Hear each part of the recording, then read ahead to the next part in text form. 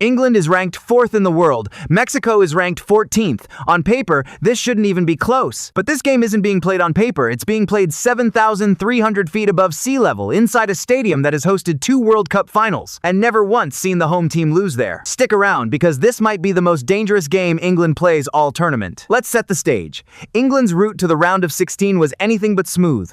They were stunned by DR Congo, who took a shock early lead and had England on the brink of embarrassment. But Harry Kane refused to let it happen. He scored 2 goals in the second half, dragging England back to a 2-1 win and a spot in the knockouts. Mexico's story is different, calmer, quieter, but just as meaningful. They beat Ecuador 2-0, and that result means something huge on its own. It's Mexico's first World Cup knockout stage win since 1986. Not since the last time Mexico hosted a World Cup back in the 1980s have they won a knockout match. Now, 40 years later, they're doing it again on home soil, in the same country, during the same tournament format. Here's what makes this matchup dangerous for England, the venue. This game is being played in Mexico City at Estadio Azteca, sitting over 7,300 feet above sea level. That's not a small detail. At that altitude, the air is thinner, the ball moves differently, and players who aren't used to it gas out faster than they expect. This stadium just went through a massive renovation before this World Cup, and it's not just any stadium. It's already hosted 2 World Cup finals in 1970 and 1986. No team has ever left this stadium with a losing World Cup final result on home turf.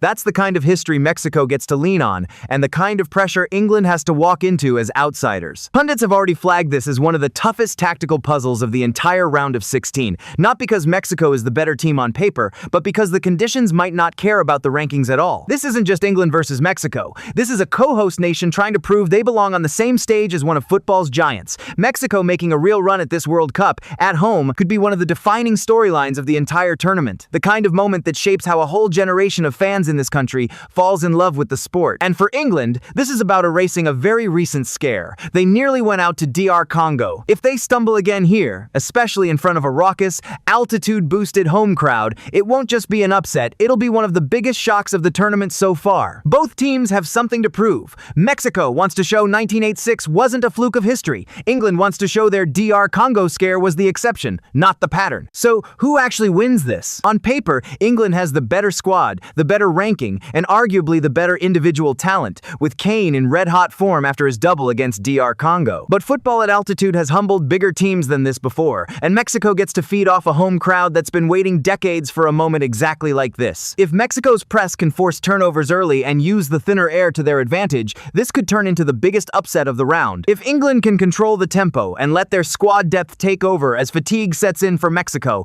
they should have enough to get through. This game kicks off July 5th at Estadio Azteca. It's not just round of 16 football, it's history versus hierarchy. That match is coming up fast, so make sure you're following for the recap right after the final whistle. Drop a comment below. Are you backing England's quality or Mexico's home advantage? Let's see who calls it right. See you in the next one.